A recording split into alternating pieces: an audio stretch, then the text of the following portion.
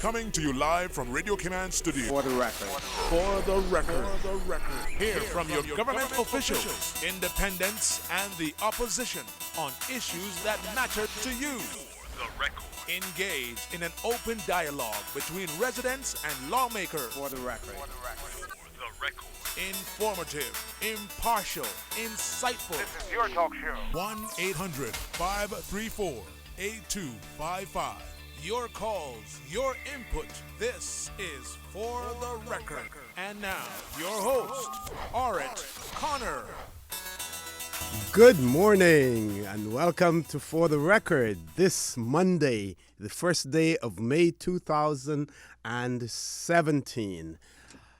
It is great to be back on For the Record after almost over a 2-week hiatus from For the Record. I got some well-needed rest. If I sound bright and chirpy this morning, that's because I got a lot of rest. I got a lot of cycling in, but it is great to be back on For the Record. Great to be back in the Cayman Islands. There is no place like home. There is no other place in the world like the Cayman Islands. And sometimes we're extremely anxious to get off. And as soon as we get off, we're anxious to get back home. I, first of all, want to thank you, our listening and viewing audience, for allowing Radio Cayman and For the Record, and by extension, For the Record, into your homes, into your vehicles as you traverse the busy roads of the Cayman Islands, into your places of work, whether it be an office cubicle or if you're working in the outdoors. Of course, For the Record is a show produced by the staff and the management of Radio Cayman, and it is geared towards keeping you abreast of issues as they arise and play out on the local, regional, and international scene. I am your host, Orit Connor, and you're welcome to join me every Monday, Wednesday, and Friday from 7:30 a.m.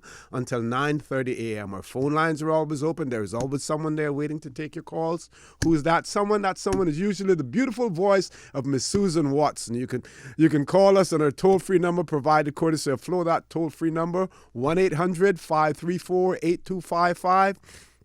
You can also call us on 949-8037 and 949-6990, of course. If you don't like to talk on the telephone, you can email us at For the Record. That is one word, For the Record, at candw.ky. Before I go any further, I also want to thank Mr. Sterling Dwayne Banks for hosting the show at times in my absence, and most of all, our new DJ. Last night I said to Graham, Graham, you see now we have turned him into a DJ. I think, is there a DJ or something like called a Dr. Dre or something like that? Well, we have Dr. Steve-O, our new DJ. Such an excellent job he did on the show. A man in his 80s. I'm not going to tell you how old he is. He can tell you that. But in his 80s and doing such an excellent job. And we know he can do that because he does that in his real profession in the law courts as well. But Dr. Steve, you have another call-in, and I want to thank you so much. I listened whenever I got the opportunity to listen in, and you and Miss Teresa did an excellent job. And I can see by the emails when I looked, the emails that were coming into you, people were asking you questions, asking you to explain, and whenever you gave an explanation, they were complimenting you and thanking you for the clarity that you added to so many issues. So, Dr. Steve, again, I want to thank you. I was fearful this morning when I was coming. I said, I wonder if my little buzzer to open the door is going to work. Maybe they've locked me out and Dr. Steve has the job permanently now, but he did such a good job, Doc. Thank you for all those compliments. All right, you wouldn't know how I was sitting here hoping. I hope Ari comes back now soon, because I was not able to grab all of the emails coming in and then host the show too, and then say what I had to say. And I say, boy, I see now. The job it already has to do, because you have 3 or 4 jobs except being behind the mic. Mm-hmm, mm-hmm. But I want to thank you for allowing me to host your show for you. And, it was a pleasure. And I want to welcome you back home. You said just now that there's no place like home, and I remember that yellow brick road, Alice. You know. Yes, yes. Yeah, there's no place like home. But when I was younger, I traveled a lot. I traveled a lot around the world. I traveled a lot, and when I travel now, I hate to travel now. I tell you the truth, I hate to go anywhere now. I'm reluctant to travel now. And when I go places now, if I'm in a hotel room or something, I keep my televisions on when I have left the room, so people can think I'm still there. I'm so paranoid about being in another country, and I'm only comfortable when I'm in my home. And even when I have my housekeeper moving the furniture from one place to the other, I sort of get uptight that it's being moving again to another place. There's no place like Cayman Islands, I can tell you. And that is the reason why so many people come here for the first time and don't want to leave. I remember several months ago, I was walking on the streets in Georgetown, and I saw some people on the cruise ship, and they were asking me directions, and I was giving them the directions, and then they said to me, "This is a great place. It's a beautiful place, clean, beautiful place." And they said to me, "How could I stay here?" And I was going to tell them, at first I was going to say to them, "Well, you need to go to the immigration department and get a application for residence, or for if you have a lot of money, you can stay, or you'd have to get a work permit." And then I said, "Oh no," I said to them, "we have enough people already now. We don't need any more right now." That's what I told them. But anyway, thank you again, and Thank you. And I want to thank all of your listeners here and abroad for giving me the chance to open up their homes to what we had to say in the last couple of weeks. And it was a pleasure for me, and it was something new for me. And I said to myself, well, in my late stage in life, you're always learning, and so for me, I'm a student of learning. Last night I was up till 2:00 reading an article about a great jazz musician. And I found it, and somebody said to me, "Read this," and it was so great. I learned a lot of things last night, and I'm learning a lot of things again this morning, I hope. I was hoping that Miss Teresa was going to join us this morning as well. I don't know. I'm hoping that she will. If she's listening in, swing by, and we want to have you, on the show with us as well. Now, folks, I want you to put your radio real close to you. I want you to listen carefully. I am going to take issue with the Caymanian compass this morning, and I'm going to take issue with the compass in a very, very strong light.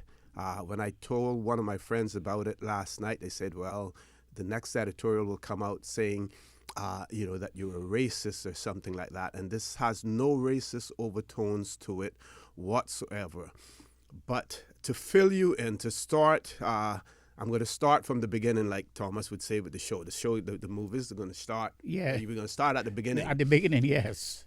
Sometime last week before last, the manager of the commission's secretariat, Miss Deborah Borden, sent an email out to all of the media, the news media, in relation to the appointment of some temporary judges, I believe it was, of the of the Grand Court. It involved, in addition to others, the Chief Justice of Bermuda, Chief Justice Ian Kawali, and there was another justice in the UK as well. There were others, Mr. Carlisle Greaves, who is the puna judge in Bermuda, Stephen Hellman also. So the names of the judges are not important at this point in time. What is important was that information was sent out, and in error, the application forms for the justices were included in it. Those application forms included some personal detail, phone numbers, and everything else. Immediately when the error was identified, an email came out requesting that all recipients of that delete that document. Some people may have already read it. Sorry. I had opened it, in fact, and looked through it, asked for it to be deleted, deleted it immediately. No one, to my knowledge, I never heard any more about it. And then, of course, there comes an editorial in the Caymanian Compass, in the I call it Caymanian Compass still.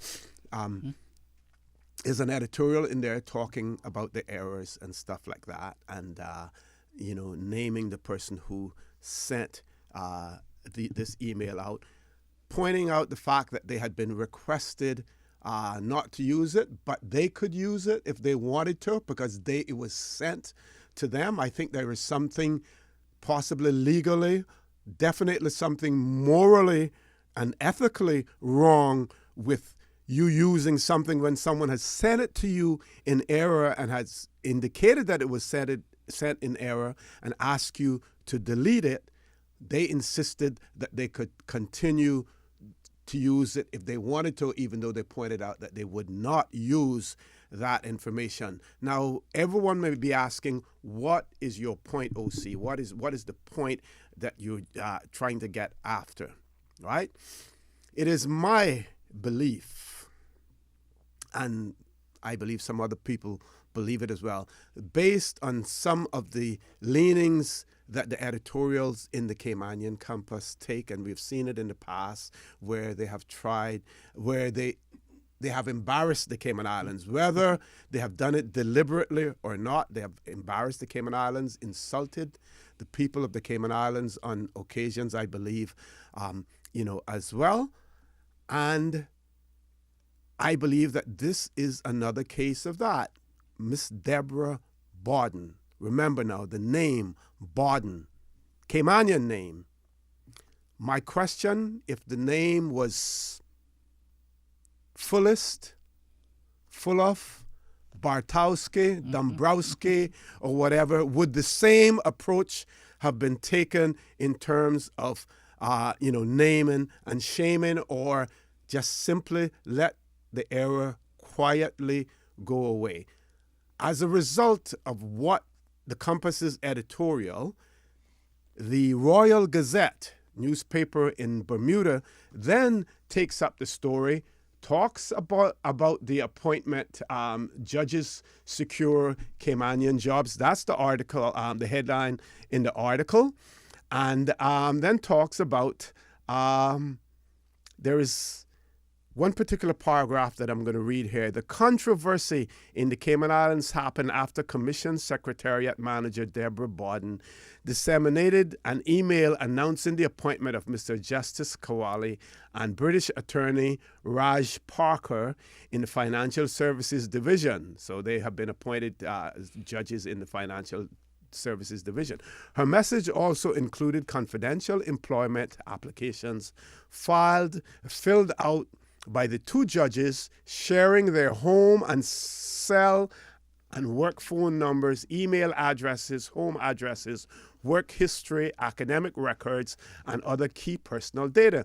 The Cayman Compass wrote in an editorial, we all in the Compass won't be publishing any of the above information because it has limited value to the public interest, not nearly enough to justify the concomitant invasion of privacy of the two men.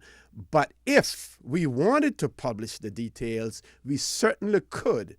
The government sent us the information, so we are under no legal obligation to use it. And Dr. Markfield, I'll get you to talk about any legal implications in relation to that. But this bold statement by the Compass, yes, I admit that it was a serious error. Sure. And we know what electronics does these days.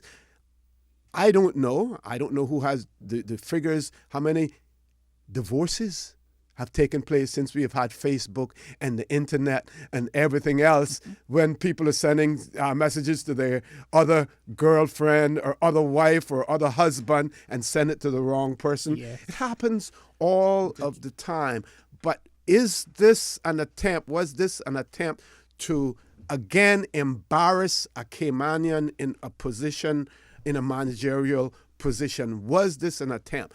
And before I go to you, Dr. McField, I will just say to my good friend, Mr. Premier, when we had Yes. the compass where they should have been, when we had an opportunity to cut off some of the financial flow of that newspaper for insulting the people of the Cayman Islands, we let them go.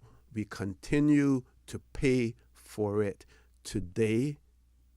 Now, I may be wrong. I could be wrong. There are other persons who may have a different view of the Caymanian compass. But my reading of it, I get the impression, based on all of the other things, the arguments that they make about permanent residence and everything else, that what is their intention? Folks, I leave that for you to decide. But that was my pet peeve, and I wanted so much to call up and talk about this, because this is an embarrassment. To me, it would not have gone any further. The Royal Gazette would not have picked up on anything had it not been for that editorial naming and shaming the manager of the Commission Secretariat. Yeah. The legal implications, Dr. Steve. Yes, and one of the problems that I see with it, I just wondered, Ari, suppose Mason Calder or DART Foundation had sent a message to the Compass saying, these are the people that we have appointed as directors or managers or partners in our firm. Mm-hmm. And then by error, by mistake, had sent the personal information of those people. And then later on, discovering it was a mistake, call up or send a message and say, it's a mistake. It was an error. The information really doesn't belong to you. Could you delete it or send it back? Would they have take the same stance? Mm-hmm. I don't think so. And it seems to me that if you receive information by mistake or by error, and you keep it, and you threaten to publish it, that could be a case that you should have. There should be an action against that, a prohibition from publishing material that does not belong to you. I mean, it almost qualifies as some sort of breach of trust. Exactly. It should be a breach of trust, and it would lead to an injunctive action against them to prevent them from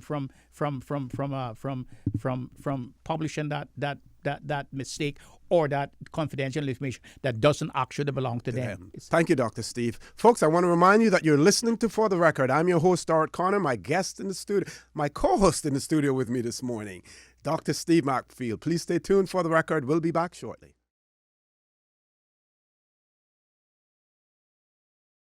Good morning and welcome back to For the Record. In the studio with me this morning, Dr. Steve McField, my co-host. We have one caller on the line. Let's go to the phone lines. Caller, good morning. Welcome to For the Record. Good morning and welcome back to you. Good morning, ma'am. Dr. Steve, it's good morning, ma'am. To hear you there. This is Lorna Bush, and I am so happy that you all are discussing that editorial that happened sometime there recently. Yes. You know, it was nothing short of vindictive. It was very, very low and shows exactly their poor, moral and ethical judgment. And of course, it was a deliberate attempt to embarrass. And as one of you pointed out, the particular name, yes, it was a Caymanian name. They would not have done that, I can guarantee you, if, as you used as an example, if it had come from the DART organization and was showing. No, it was in poor taste, it was deliberate, and, so they are so contradictory in the things that they do. Some time ago when, and not long ago, just before the House was prorogued, when a couple of our MLAs indicated that they were being followed or spied upon, that same editorial board or editor, whatever they want to call it, said what damage that had done to the Cayman Islands. Now, mind you, that editor is a person who said some of the worst things about Cayman, claimed he had to flee from the Cayman Islands for fear of his safety.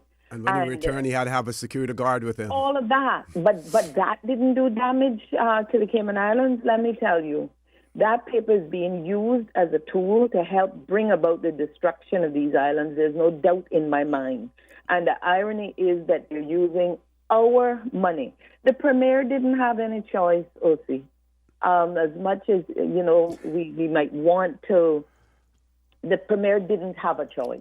Yes. That editor can walk in and out of the governor's office when ministers of government can't get access to the governor. The Premier didn't have a choice. He was told, reinstate that order. You reinstate all of this money that the government pays to the Cayman Compass to help destroy it. Well, I can tell you, ma'am, I disagree with you with your last point. I don't care if it was governor or queen or bishop. If I was premier, that would never happen. And if I had my government behind me, my ministers behind me, and my backbench behind me, I would have stood fast. If the governor wanted to take the money of the treasury and go and pay it, that would have been her business or his business, but I would have not done that. I would have not allowed that, done that. And I say that, Steve McField says that. I would not have done that. Go ahead, caller. You're saying you would have handled it differently. Yes. You're saying you would have handled it differently, and I'm pretty sure I would have as well, because I'm to the point at the stage in my life where I am so tired of them pushing all this crap down our throats, and we just absorb it like, it's food for our soul. But you're not disagreeing with me at all. No. You are a different person than the Premier, and I am so sorry to say it, our Premier would not have what it takes to stand up against those things, because he too has been brainwashed that the minute we try to stand up and oppose what is still being pushed on us by our colonial masters, that our whole economy, our whole society will fall apart. He still believes that. And, can we really, the only thing we can do is vote him out of office so that we have somebody else who may stand up to it. But I can't fault him for being the person that he is. That's who he is. What we need to do, what the voters need to do, and there's a great opportunity coming up on May the 24th. That's commercial time for that one, caller. You can buy a commercial for that one. Yes. Thank you very much, caller. I also want to point out here that in the article in the Royal Gazette, Dr. Steve, it says, we are voluntarily refraining from publishing the judge's personal information, but that's just us. We presume the email was also sent to other media organizations, perhaps not just in the Cayman, who may not adhere to the same ethical and news standards as the Compass. We have no idea and no control over what they might do. Then the Royal Gazette's portion of it says the editorial described its government's history of accidental leaks as a huge problem in a country whose financial services sector and the greater economy is predicated on the assumption that we understand how to maintain appropriate levels of confidentiality. It was an error. I want to thank the caller for calling in about that, but it was an error on their part, and they acknowledge the error at that point in time. So if it went to other news organizations, possibly outside of the Cayman Islands, as those old people would say, we didn't hear quack about it. And we didn't hear quack they never had an about editorial about it. The only news organization that I'm aware of is what the Compass did, and then of course the Royal Gazette, the Bermuda newspaper, then picking that story up. Folks, I want to remind you that you're listening to For the Record. I'm your host, Art Connor. My co-host in the studio with me this morning, Dr. Steve McField. Please stay tuned. For the Record, we'll be back immediately after the news.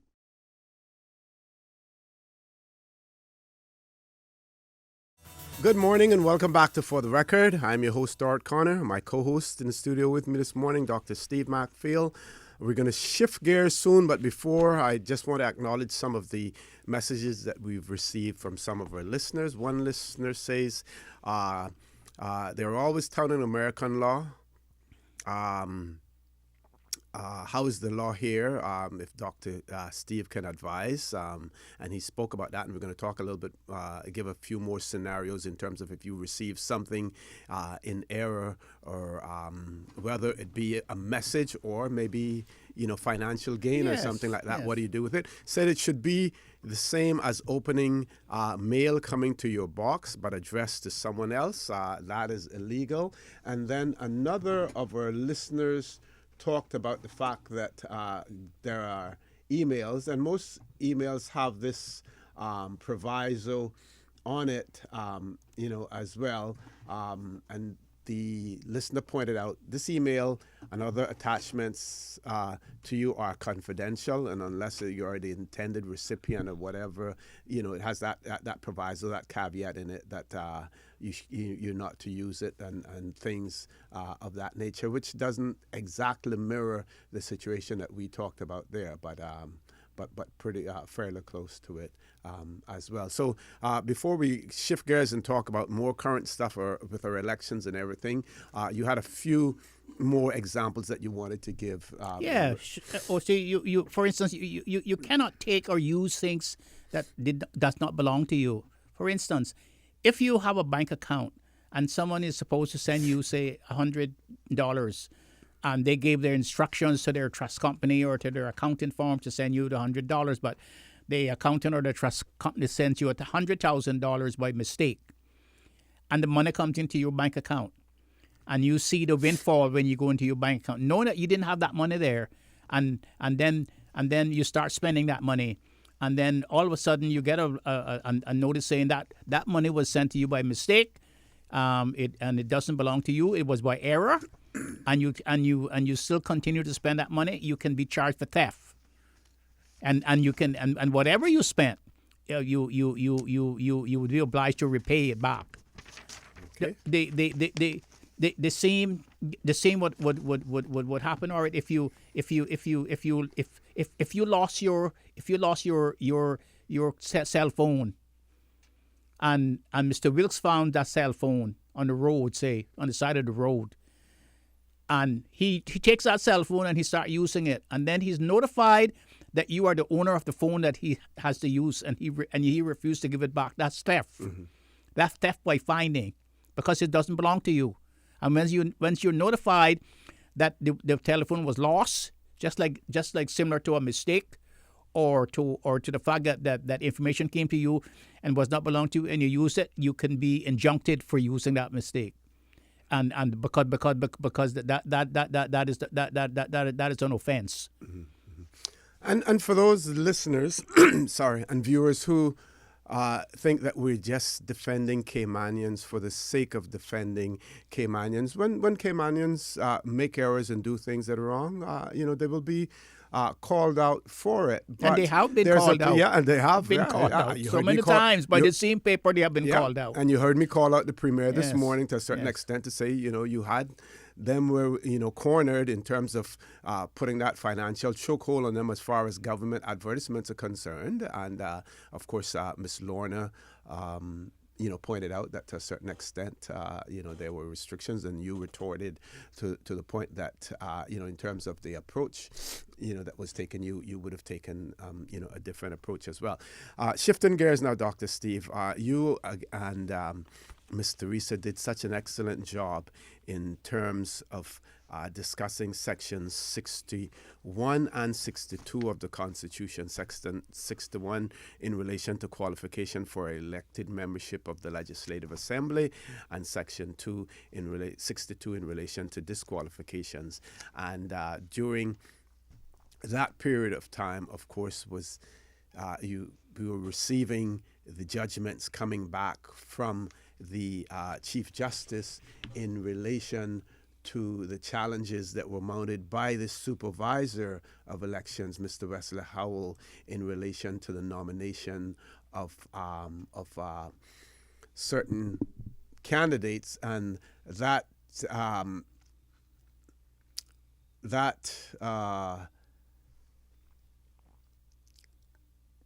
those queries to the Chief Justice were based on Section 29A1, the amendments to the elections law that state that the supervisor of election, where he has sufficient evidence that a person who has been nominated as a candidate does not qualify pursuant to Section 61 of the Schedule 2 of the Cayman Islands Constitution or is disqualified pursuant to Section 62 of the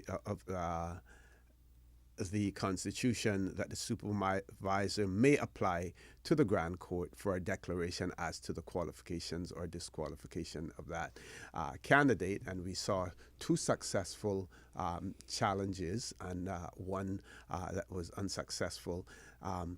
And I know here we have pointed out that for the record, our whole intent is to educate our audience, our listening and our viewing audience, to our legislation, to our constitution. We want to enlighten people. We want to give them the type of ammunition that they need to arm them with information so that they can understand clearly, see what is taking place in their Cayman Islands. Now, if we also look at Section 63, Section 63 relates to the tenure, but we also have Section 66, the determination of question as to membership of the Legislative Assembly. And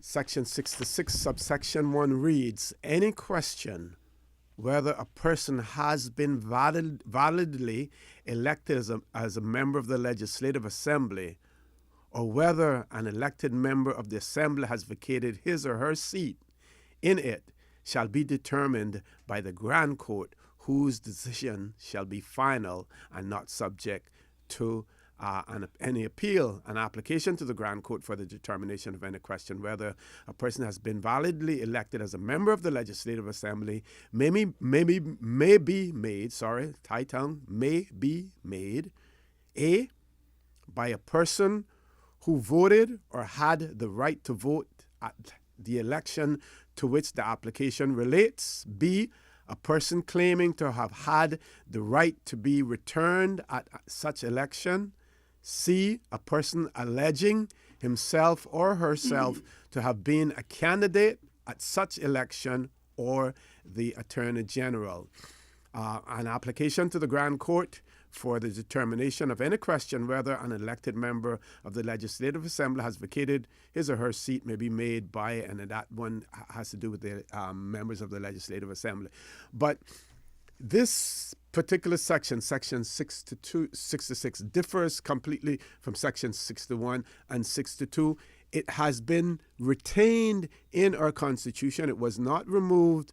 So there is a challenge that can come later on, but it has to do with the validity of the election, whether or not the person has been validly elected as opposed to the nomination, because as you explained quite clearly that, and you used the example of Mr. Jim Borden, the new section 29A, we didn't have such a provision in our elections law before. I'll hand over to you, Doc. Yes, and I call this the pre-election challenge. The post-election challenge. Even though you beat the question of 400 days, and even though you beat the question of being own obedience and own obedience of foreign power or state, you can still be challenged after you have been elected by bringing an action in the Grand Court, a declaration in the Grand Court, by the three people that you just mentioned, and the Attorney General can do it. And it says an application to the Grand Court for determination of any question whether an elected member of the Legislative Assembly has vacated his or her seat, and it may be made by an elected member. So there's also this other section or whether a person has vacated their seat. That can only be brought by an elected member of the Legislative Assembly Or the Attorney General. or the Attorney General. That cannot be brought by an elector or someone who claims that the seat should have belonged to them. Now, then let's go back to Section 63 because that's very important too. Okay. And because that talks about how a member can lose their seats. And it says the seat of an elected member of the Legislative Assembly shall become vacant, one, upon a dissolution of the Assembly the way it is now. When the Assembly was dissolved, all of the members are now citizens. They are not members of the Legislative Assembly.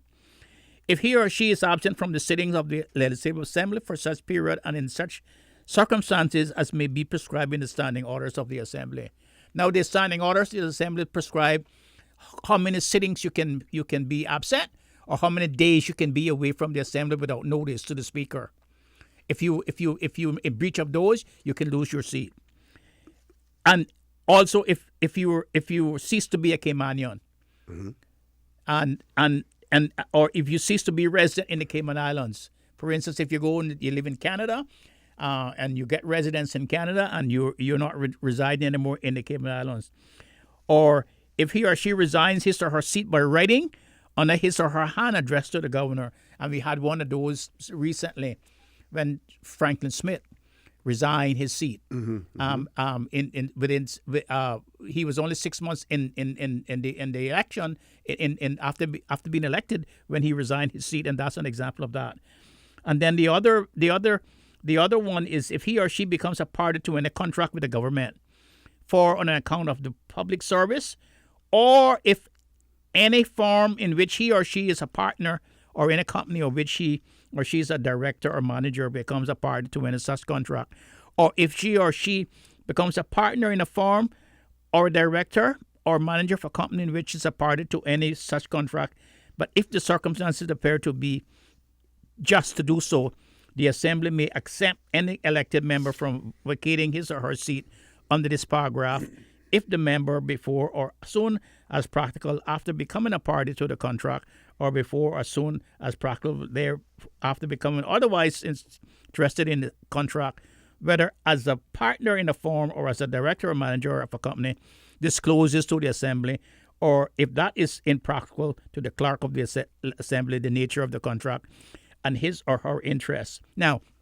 let's stop there. Okay. You remember there's a disclosure of interests. Yes. During the nomination, and the deputy premier disclosed substantial contracts, I think, with firms, with companies or firms that he's a director, has interest in with the government. Doing business with government, yes. And that was the deputy premier. Now, if he had not done that, if he had not disclosed those interests that he has, because he's a manager or a partner or a director of the companies that have those contracts with the government, he could lose his seat. He could be challenged to lose his seat. And then it says, subject to Section 64, if any circumstances arises that if he or she were not a member of the Assembly would cause him or her to be disqualified for election to it by virtue of any provisions of Section 62.1 other than paragraph G. And let's go to 62.1. Okay? Okay. Let's go back to 62.1 other than paragraph G. Okay? Okay, what we're going to do, Dr. Steve, before we go to that particular section, we're going to take a commercial break. That'll give us enough time then to go through with it without being interrupted. Folks, please stay tuned for the record. We'll be back shortly.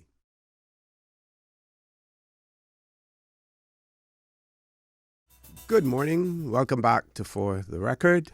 Dr. Steve Macfield co-hosting with me this morning. Back to section 62, Dr. Macfield. Yeah, so the last section, I say you can be disqualified for anything that may come up against you that would disqualify you from being a member of the Legislative Assembly. But anything that come up, as long as it does not fly in the face of Section 62G, you cannot be saved if it flies in the face of Section 62G. And let me read what 62G says.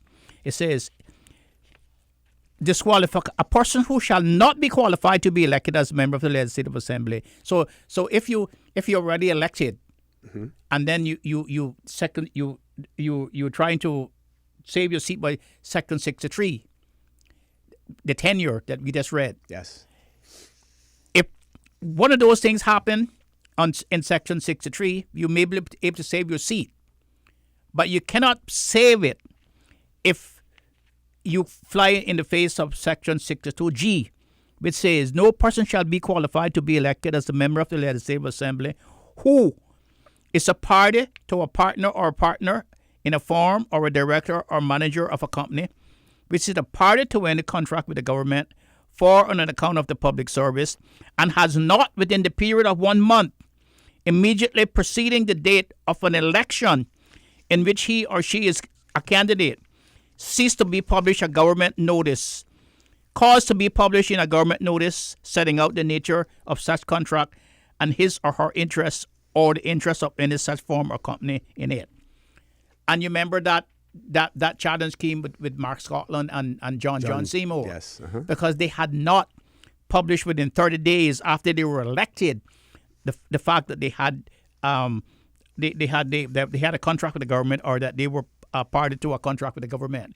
And but the challenge failed because the challengers brought the challenge by the wrong procedure. They brought it by a summons in the court, and it should have been by election petition, and of course it was thrown out. So that is that. And then now once you're not automatically kicked out of the assembly just because some of those things happen, because there's a saving clause in Section 64, but only in certain circumstances. It says a delay in vacating of seat to allow for an appeal.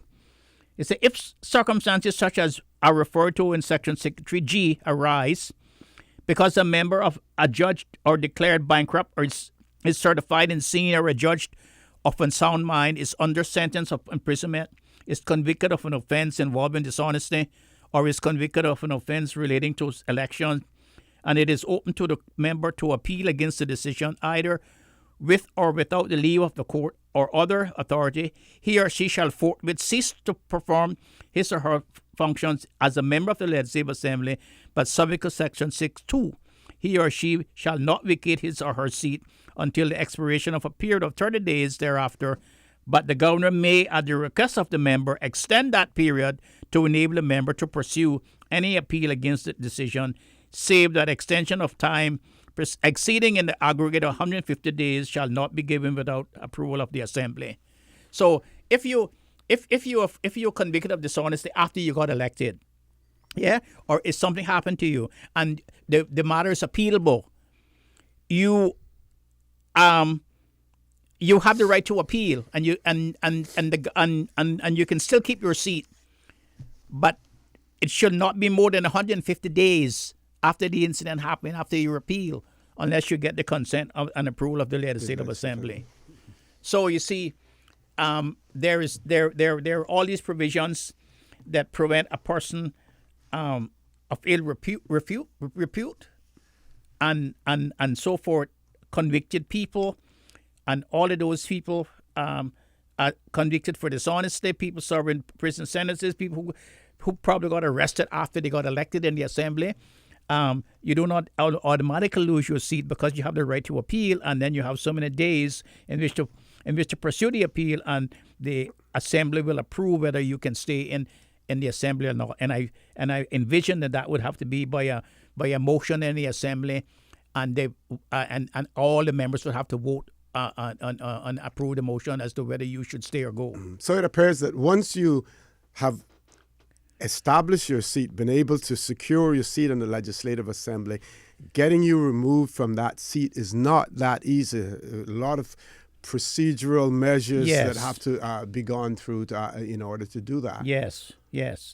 Once you have been seated, and once you have passed the hurdle of Section 6.1 and Section 6.2, it's not so easy to unseat you, unless even when you have been even when you have been convicted of a crime of dishonesty, you still have the right to appeal that crime. You cannot be kicked out of the assembly immediately. Now, you contrast that with the fact that if you have been convicted of an offense of dishonesty before you got elected, you're not qualified.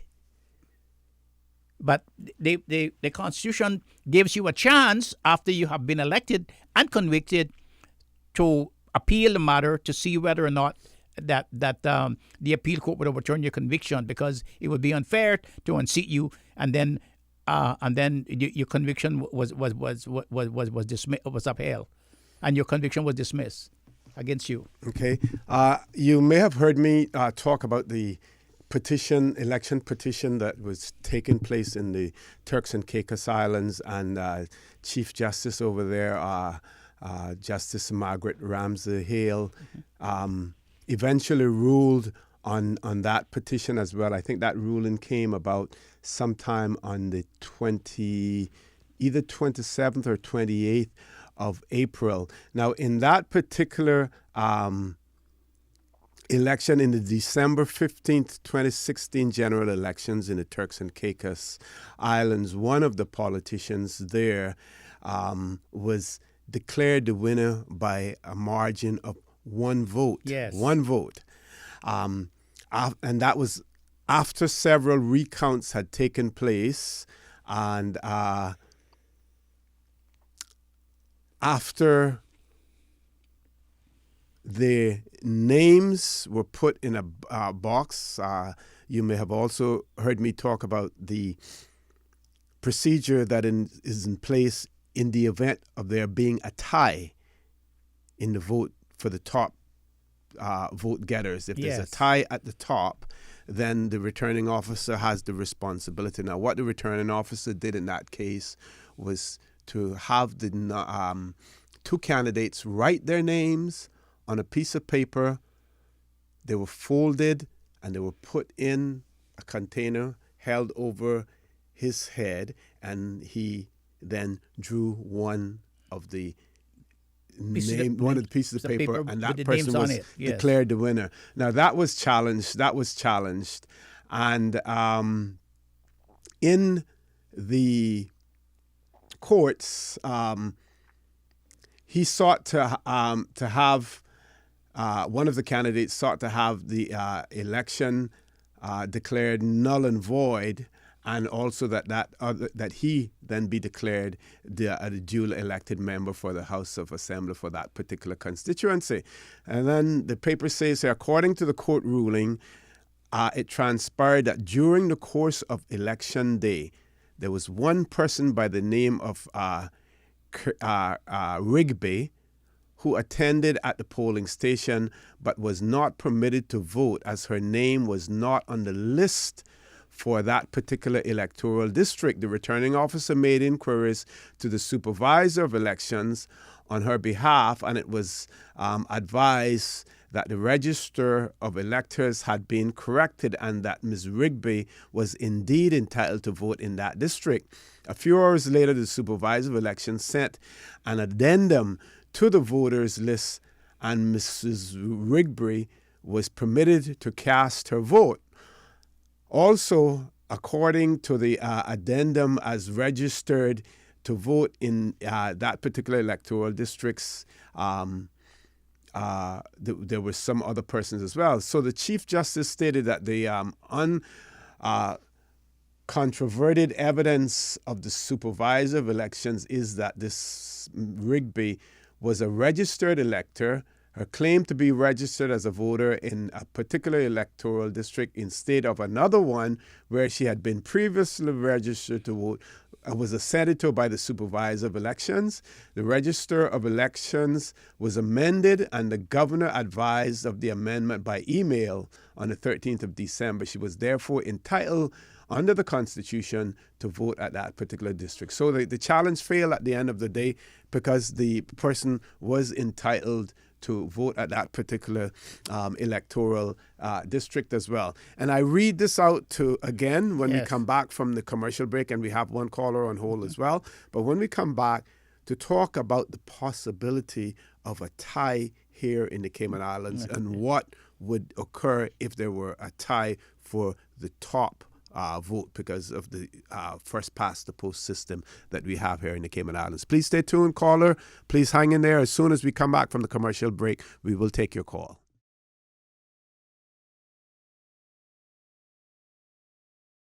Good morning. Welcome back to For the Record.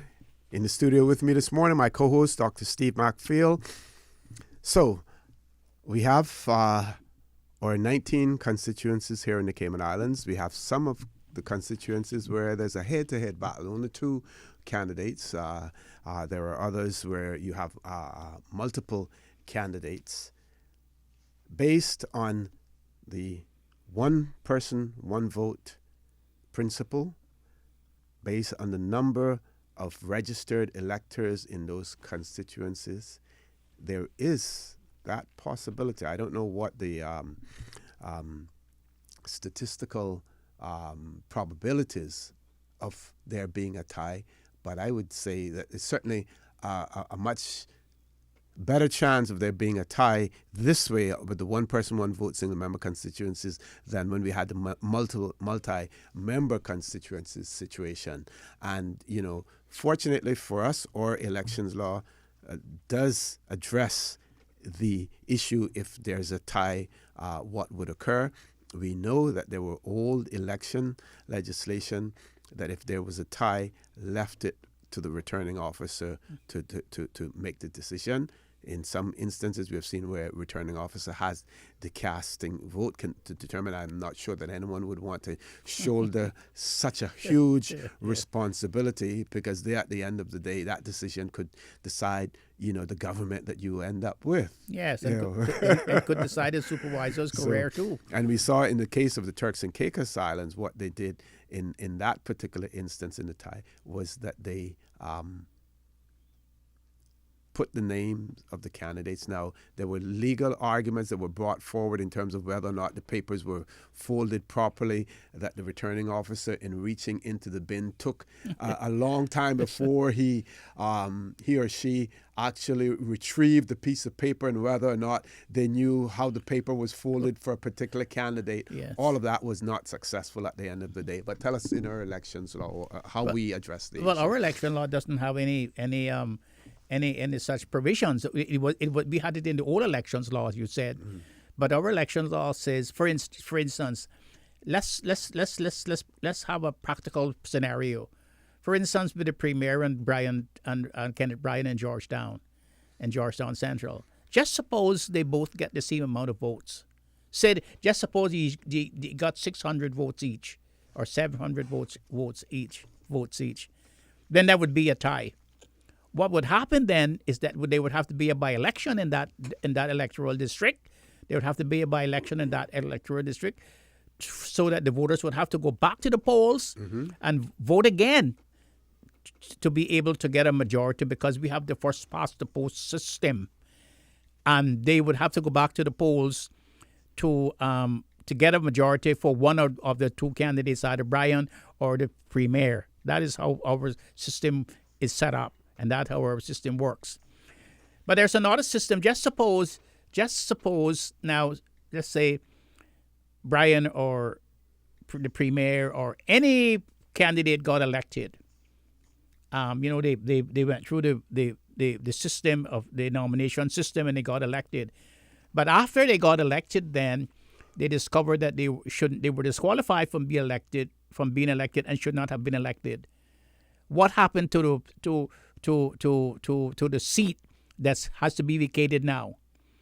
Well, there are two principles. There are two principles of law. There's one principle that says that in that circumstance that there should be a by-election to be able to fill that seat.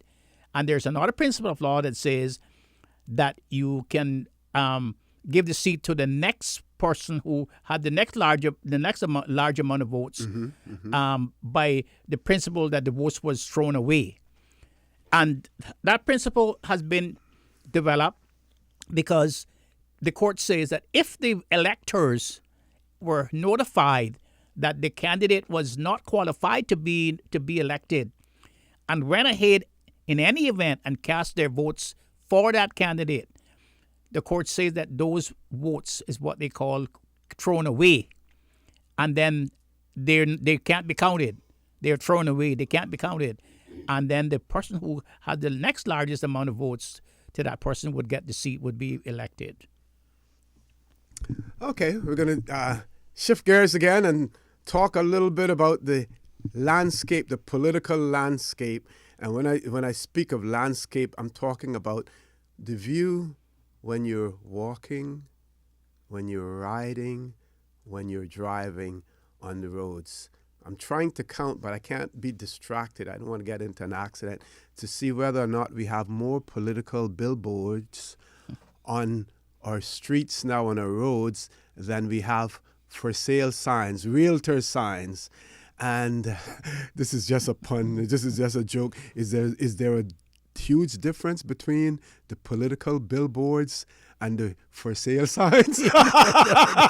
Dr. Steve, is there a difference? Yes. Some people are wondering, whether or not they're one and the same, huh? Yes, one and the same.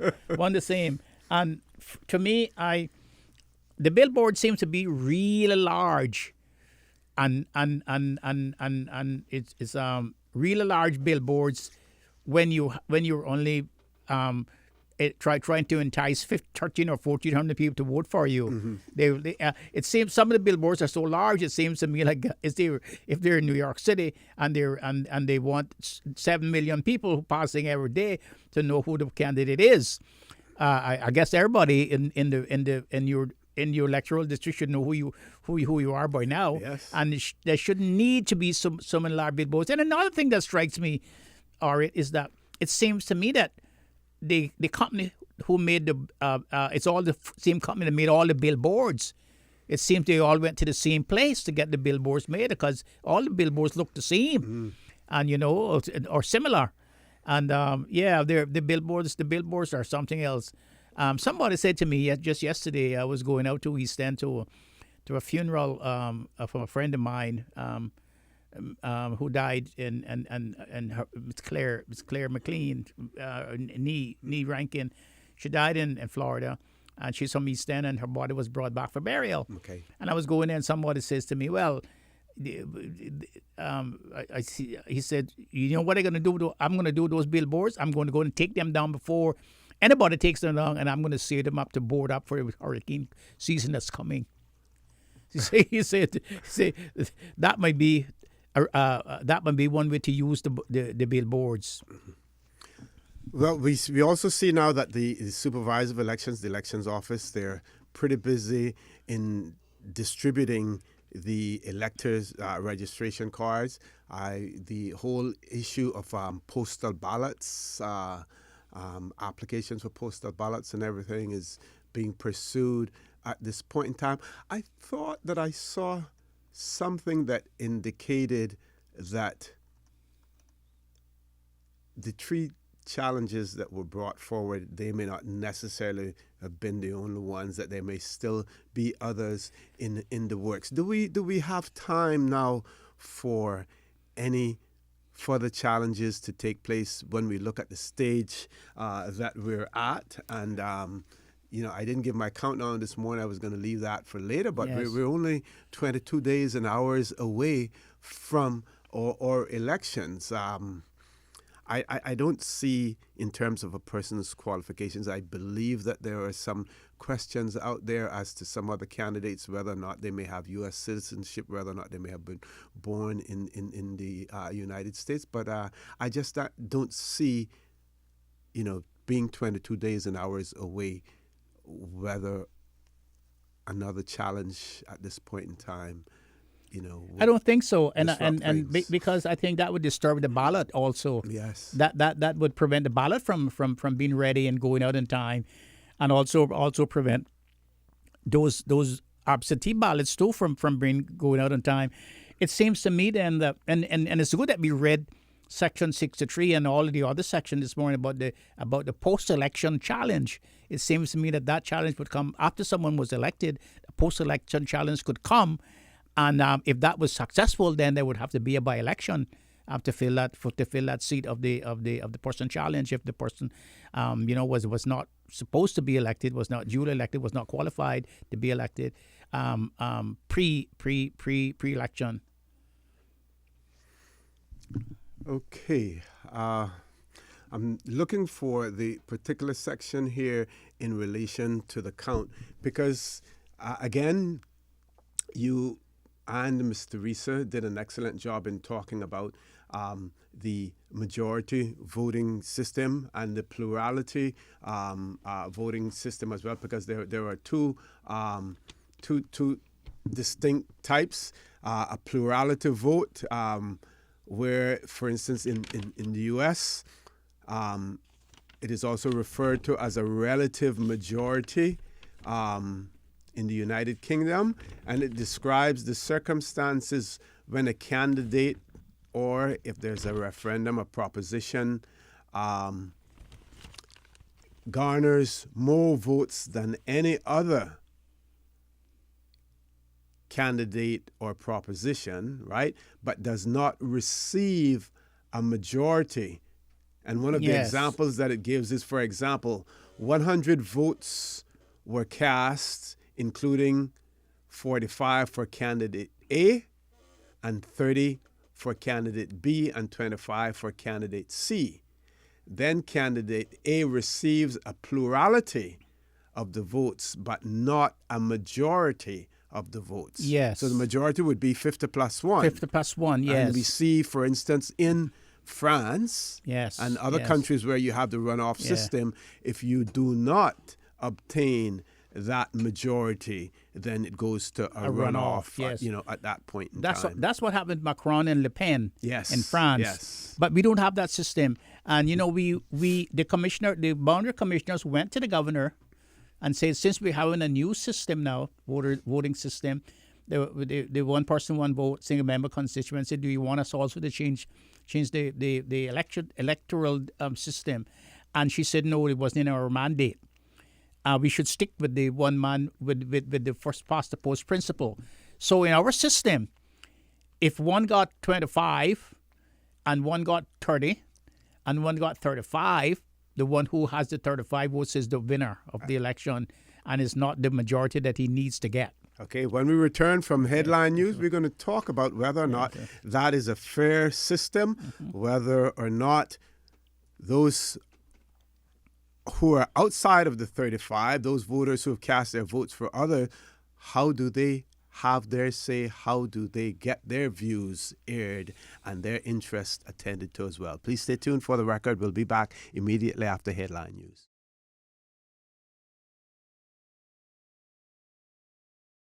Good morning. Welcome back to For the Record. In the studio with me this morning, my co-host, Dr. Steve McField. We have no callers. To remind you that our numbers are toll-free number, 1-800-534-8255. You can also call us on 949-8037 and 949-6990. You can also email us as well. Don't wait until the last 15 minutes to call in, because you're going to have a relative short period of time to talk at that point if you wait that long. We have heard various expressions from people, some persons saying they're not interested in voting because they can't choose the candidate. I listened to a lot of your discussions while you were hosting, Dr. Steve. Some people lamenting the fact that candidates do not have to reside in the district in which they're voting, and that has been something that has been with us forever. Ever since our system began. For donkey years. So that hasn't changed any. Maybe people are paying more attention to it now because of the single member constituencies, and saying, if we're only a group of 1,200 people or whatever, a representative should come from amongst those 1,200 persons, as well. And then we have some people concerned about the choice, whether they don't want to vote because they can't vote for the person that they wanted to vote for. They found themselves in that situation in a multi-member district. There are lots of people who may want to vote for a particular candidate in one district, say West Bay. Yes. And they may love that individual in that district, and if I could vote there, I would vote for him. But they can't, him or her, but they can't. So the choice has always been limited to a certain extent. Again, sure, it's limited, but also, or don't forget now that if you lower your standards and the kind of people that you want to represent you, this is what's going to happen to you. You have to take the high road all the time if you want to have great people, men with grit and guts, to represent you. And we have not done that. The voting system here has been strictly on personalities. Mm-hmm. Even the party system, some party systems here, it was I call it a cult of personalities, where a lot of personalities get together and form an organization so that they can get elected in together. But it doesn't mean that they had the discipline was there. It doesn't mean that all of that they abide by all the party rules and all the discipline that a party brings to politics. They ignore them. And so what we have done over the decades, we have voted for people that we like, people who were sort of popular, people that we like, and people who were really qualified and could have given us a good service in the Legislative Assembly and in the cabinet. We turned them down because we didn't like them. We didn't like their color. Maybe we didn't like the size. We didn't like where they come from. We didn't like the part of the town that they came from or the part of the community that they came out of. And so now we're stuck now with this now. But this is how the system works. This is how the system works. And so what we have to do now, and I said something the other morning on the radio that brought a response from a caller, and I said that there should be more.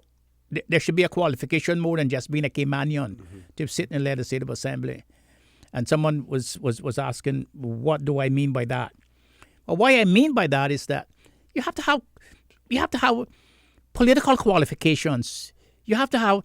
You should at least have some knowledge about public administration. You should have some knowledge about the Constitution, how it works, and how it's interpreted, and you should have a course in interpretation of laws and statutes, because those are what you're dealing with. You are the person who is making the laws that actually the country, how the countries run. You should also have a knowledge of the standing orders of the Legislative Assembly, and you should also have knowledge of the immunity privilege, the privileges and immunity of the Legislative Assembly. You should have all that, and you shouldn't just go in there as a greenhorn, and the speaker has to tell you, well, you're out of order and you don't know what. You should have all. You should know all of that before you go into the assembly. We do see that I believe that we have a system in place, whether formal or informal, that new members of the Legislative Assembly are usually sent off to the UK at some point in time to observe the proceedings. Well, you shouldn't have to go to the UK to do that. I was going to ask you whether or not we should have something local. We should have something locally in terms of our Legislative Assembly. Exactly. But yet you still get the opportunity of seeing. Of seeing how a larger parliament works. How the mother parliament works. Yes. How the parliament of all parliament works. And go ahead, Dr. We have a call, and then we were talking about majority. The majority is very, very important. The majority is very, very important now, because someone asked this question the other day, but I didn't get to it. Mm-hmm.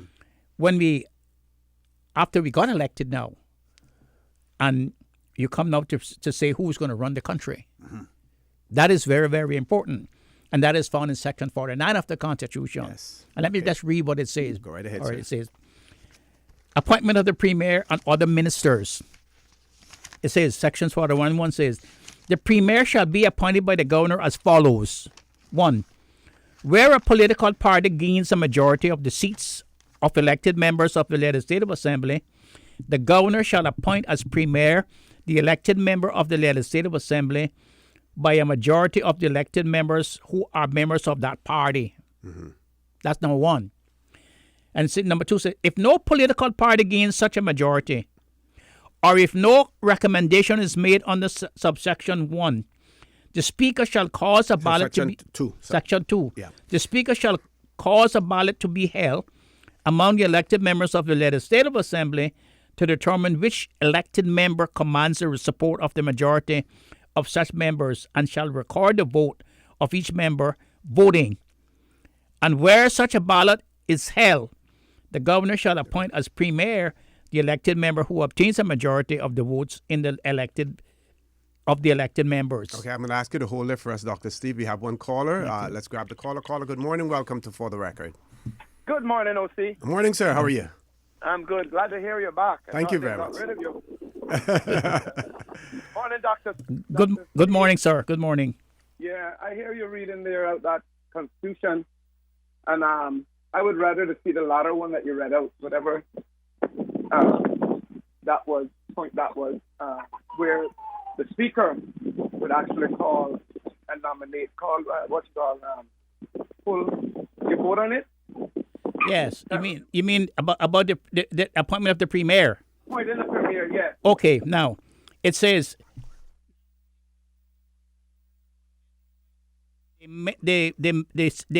the party members, the party who gains the majority of seats in the Legislative Assembly, shall recommend to the governor the person who they want to lead their party becomes the premier. Okay, that's the first one. The other way is if there's no political party, so we know we have political parties, okay? But if no political party gains a majority, or if no recommendation is made about who's going to be the premier, the Speaker shall cause a ballot to be held among the elected members of the Legislative Assembly to determine which elected member commands their support of the majority of such members, and shall record the vote of each member voting. And where such a ballot is held, the governor shall appoint as premier the elected member who obtains a majority of the votes of the elected members of the assembly. That's the one I would love to see. If the PPM or the CDP does not have a majority, and they do, or no recommendation comes of who's going to be the premier from either one of them, all the members will have to vote in the Legislative Assembly by secret ballot, and then whoever gets the larger amount of votes on that ballot will become the premier. Now, you still there? Yes, it would be here. Now. When I was going to university, there was a movie called Patton Spoke, and this was a story about a large advertising agency, and all the members of the directors were white except one black person, and I think it was 12 of them were white and one was black, and the head of the department, the president of the advertising agent, come that day to have a board meeting, and he fell ill and died right around the table, and they all didn't like each other, and so they all voted for each other. They wouldn't vote for the next person, and when it came to it, the black man became president, and he then took the advertising agents and making commercials, and he making on the airplanes they had pig feet and chitlins and stuff for lunch and things like that, and it would be interesting to know what will happen if either of all 19 members did not vote for anybody but for themselves. If all 19 vote, I want to be premier, and to give the vote to themselves. What would happen after the election if all the 19 members didn't vote for the next person but vote for themselves? Thank you very much, caller, for that question. We have another caller. Caller, good morning. Welcome to For the Record. Good morning, Mr. O.C. Good morning to you. Morning, sir. Good morning. And Mr. McFeel, Dr. McFeel, and Mr. Risa took very adequate, competent care of your post. They certainly did, sir. Yes. Thank you. This morning, very interesting conversation. I just want to mention quickly about that issue with the compass. You know, I've always spoken that it's amazing that the editorial is always critical, particularly of civil servants, Caymanian civil servants, and of Caymanians in general, and ridicules, belittles them. Even the very cartoonist does that too. And it's really a shameful situation. That's all I can say and will say about that. And it's amazing that it thinks so little of us and remain here. Why remain here if that's what you think of us? Same what went for Mr. Gordon Barlow. I used to say the same thing about him. Anyway, what I'd like to ask is this. Just some quick questions. One is this. The Speaker of the House is chosen from the elected representatives, and you have a situation where it's 9 and 9, and then the Speaker would make the 19th. Can the Speaker vote in favor of one or the other, or decide then? And what would happen in that case? Because the Speaker doesn't normally have a vote. Right, and the procedures in there is that the first thing that they do is it's elect the speaker. Yes. Yes, Which caller brings the argument, and I heard you all discussing it in my absence as well, whether or not anyone who is now running in a single member constituency, and maybe this is something that voters should put towards the candidates there. If you are elected to the Legislative Assembly, will you, if offered the position of Speaker of the Legislative Assembly, will you take that post? Because it means that that constituency, to a certain extent, goes unrepresented.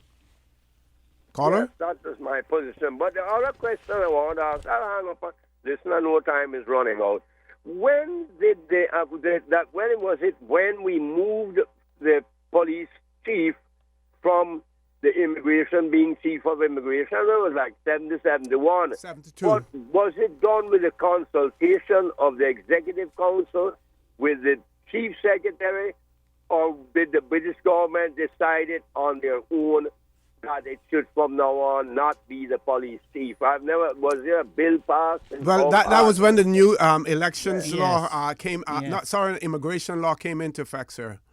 Yes, I see. I just wondered who decided it. Yeah. Was it a discussion with us, or did they decide that this is it, how it will be now, and we had no part in it? Say our Executive Council or our Chief Secretary. It was decided between the Chief Secretary and the Governor, or with the Parliament's approval, our Legislative Assembly having input in it, or was it just done, sealed and signed by the British government? I'll hang up on you. Thank you, caller. Caller, before you got another caller? No, we just have to take the commercial break now. When we come back, you can address Yes. that, Dr. Steve. Please stay tuned. For the record, we'll be back shortly.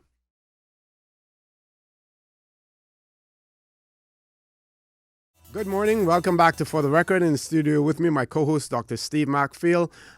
Before we... first, let me say to that caller, the last part of his question, when the 1970-172 Cayman Protection Law came into effect, that was when the change was made. I believe we had something called the Aliens Law or something like that That's right. before that, and that was all issues relating to entry and exit in the Cayman Islands were then handled by the police. One of our listeners, I won't call her name, but you would have been privy to her views quite recently on For the Record, says, better still, OC, potential MLAs should make it their business to attend the Legislative Assembly and observe how it operates for a significant period, so that once elected, they start with a working understanding of how the Legislative Assembly operates. Anything less is a disservice to the community. It's like any job. You don't turn up for a job in this day and age without knowing what the job entails and what performance is expected. Such a valid point. Yes, I agree. That's a great valid point, and I agree with that view. Okay, now you were going to talk about the caller. And I was just going to say the caller. The caller was talking about responsibilities and stuff, but the last caller, I just want to bring to his attention Section 55 of the Constitution, which says, which outlines the special responsibilities of the governor. You know, the foreign affairs, defense, internal security, police, and so forth. But then that is not the end of it, because we hear politicians all the time saying, well, there's nothing I can do because the governor is his responsibility. I can't interfere with that. But that's not true. And that's not the end of it, because Section 55(2) says the governor, acting after consultation with the premier, may assign or delegate to any member of the cabinet, by instrument in writing and on such terms and conditions as he or she may impose, responsibility for the conduct on behalf of the governor of any business in the Legislative Assembly with respect to any of the matters listed in Section 1, which the governor has. And it says, after consultation with the premier. So I wonder, when we have such bad policing in the country, and since when we have all the controversy about police chiefs and police this and police that, why is it that the premier, with his cabinet behind him and his caucus behind him, do not go to the governor and says, we're not satisfied with this, and we would like you to delegate the responsibilities for that to us, since we're paying the funds for it. Mm-hmm. That's the point I would want to make. And you think any governor would accede to that request? Well, I don't know if the governor would accede to that request, but when you look at Section 16(5), mm-hmm. and when you look at Section 16(5) that says, let me read that now to you, OC. It says, nothing in any law shall held to contravene Section 1, that is the discrimination section, mm-hmm. to the extent that it requires a person to be a Caymanian or to possess any other qualifications, not being a qualification, especially related to any description of grounds as mentioned in Section 2, in order to be eligible for appointment to any office in the public service, mm-hmm. or in a discipline force, or any office in the service of a local government authority, or of a body corporate established directly by any law for public purposes. And that is in our Bill of Rights. In our Bill of Rights. Yes. So our Bill of Rights say that any public service job, any job in a discipline force, which would be like a police force, we can say that job has to be for a Caymanian only. Mm-hmm. So that is something that no administration has done either. They have not gone down to the Legislative Assembly and passed a law that's saying these particular jobs have to be for Caymanians. Yes. So the governor may have to appoint them, may have the power of appointment, but under Section 16, it would be a Caymanian. The choice would be from amongst Caymanians. Among Caymanians. Yes. It would be among Caymanians. Yes. That's the point I would try to make. Let's go back to the particular section in relation to the selection of the premier. Yes. If no political party gains a majority, yes, we see the ballot papers mm-hmm. that are printed. I haven't seen them yet, and so I assume they're supposed to have the photograph of the candidate. Yes. If there are a member of a party, it will indicate the party that they belong to, mm-hmm. and everything. So clearly everyone is identified. No party gains the majority. This whole idea, and I guess a lot will have to do with the various constitutions that the parties have in terms of how you become a member. But this last-minute membership in a political party to make up the numbers to get the majority, we saw it happen before. It would appear to me that scenario is quite possible again in this time. Is that something that we really want to have, where people can ride the fence and dilly-dally and become a party member at the last minute? And I would imagine more so if they were independent, but if certainly to switch parties would be even more drastic and dramatic. Yeah, that is something that we ought to think about, Orid, because in some jurisdictions you just can't do that. Mm-hmm, mm-hmm. If you're a party member and you belong to the party, you have to vote for the party. If you have to get exempted to vote not for the party, or you have to break the party rules and procedures to be able to go vote for another party. The problem that we have here now, Orid, is that I don't know about the other part, the PPM Constitution, but I know the Constitution that I had a lot input into it, writing mm-hmm. it for the CDP and the UDP, you have to be, before you can be a member of that party and have a vote in that party of who the officers of that party should be, you have to be at least a member for something like 3 months or 90 days. You wouldn't be able to just join it to get the majority.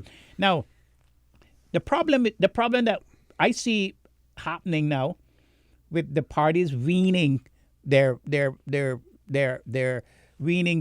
parties' political power weaning out in the Huskins, out in the districts, and the majority of the people who are running for the Legislative Assembly are independent candidates. There is likely to be some sort of coalition being made. And I don't know how is that going to work, because it says if no political party gains such a majority, or if no recommendation is made on a subsection 1, the Speaker. Now, it envisages that if you come to the Legislative Assembly to become Premier, you have to come from the first priority is you come from a political party. Yes? Yes. Because you say if no political party, that means that if your political party is the person in that party that the party sets up to say he's going to be recommended to the government to be Premier. Yeah, that particular section of the Constitution was based and designed on the premise that political parties would dominate. Exactly, because and this is a Westminster model. Yes. And the Westminster model of parliamentary democracy is political parties. Yes. So what's going to happen now when the parties do not dominate the 2014 election, the 2017 election? What's going to happen then is that you're going to have all the independents now, and members of the party now vying for the person, because that's the second thing that has to happen when the Assembly comes back. The Speaker first, and then the Premier, because it's the Premier who selects the cabinet. So if you don't have a Premier selected, you're not going to have any cabinet, and you're not going to have any government. So it's going to be fun to see the jockeying, and if no political party has a majority, perhaps they're going to have to import more turtle, because the turtle meat stews will be going on to see if they can come together to say to the governor, this person we want to be Premier, because remember now he has to appoint them now to become ministers so that he can form a cabinet. In your view, Dr. Steve, is this the type of system and the maneuvering that a country needs or wants when you want to portray and display to the population of the Cayman Islands, to investors and everyone else, that we have a stable system in place? Do we want to have such a haphazard system dominating? No, it's not the system that I envisage. It's not the system that I came out and tried to become a part of. I'm a party person. I believe in the party system. And when that failed, I tried to get other people together as an alternative. That failed also. And so it's going to leave us where we began. It's not going to... We began this horse trading behind the scenes, and then what happened to us? We might get a Premier who, although he commands a majority of the votes in the Assembly on that day to become Premier, but later on the problem will start. Yes. And he will not be able to continue with a firm hand and a firm government, because people are going to say, we only voted for you to be able to get this thing started. Mm-hmm. And the same vote that I voted, used to vote you in, I can use to vote you out. Closing comments from you, Dr. Steve. Well, I don't have any closing comment this morning other than to say thank you very much for asking me here. I'm going to try to prepare some closing comments as the week go by. And so I'm glad to see you back again, Ori, and I hope that you would keep me as your co-host for the rest of the certainly season. And in our quest to keep our viewers and our listeners informed and up to speed on everything what we want to do on Wednesday. And I know the supervisor of elections and his staff will be doing a great job of this as well. But we want to talk about the voting procedures. Yes. We mentioned the count today, and I don't want to get into the count first. I want to get into the voting system. We now reach a certain stage where we have had the nominations. The voters list is final and everything. Postal ballots are being, applications are being made. I'm not sure when they will start to be issued, if they have started to issue already. And we want to get into on polling day, the votes taking place, get into the count. We want to go through everything in a logical fashion because we want to encourage people to get out there to vote, and we want to also inform them of what their expectations should be when they get out there to vote, when they go out there, what their rights and their responsibilities are as well, and talk about the issue of registration cards and all of that. So we have lots of information to disseminate to our listening audience out there. So, folks, I encourage you to continue to support your radio station, Radio Cayman. I want to thank you for allowing Radio Cayman, and by extension, For the Record, into your homes, into your vehicles as you traverse the busy roads of the Cayman Islands, into your places of work, whether it be an office cubicle or if you're in the outdoors. I also want to remind you that we are our brothers and our sisters keepers. There is always someone out there who's less fortunate than we are, and I ask you to extend a helping hand to them. If you can't do that, then I suggest you donate to worthy charity, because we always want to consider those who need,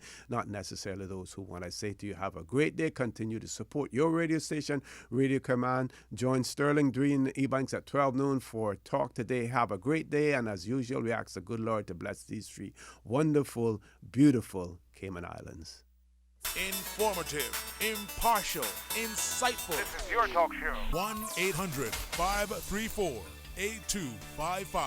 Your calls, your input. This is For the Record.